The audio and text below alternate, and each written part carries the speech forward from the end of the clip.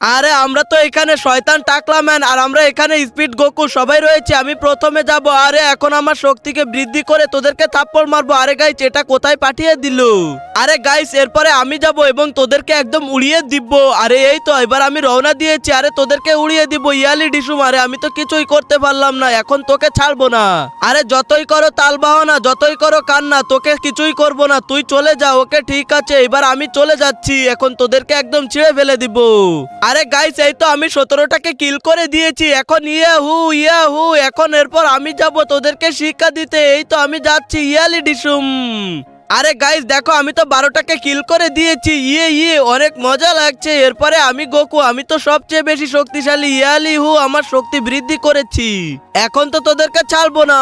কিন্তু তার আগে তুমি যদি ইন্ডিয়ান আর্মিকে ভালোবেসে থাকো তাহলে একটা লাইক করে দাও, আর যদি বাংলাদেশি আর্মিকে ভালোবেসে থাকো তাহলে লাইক সাবস্ক্রাইব দুটোই করে দাও।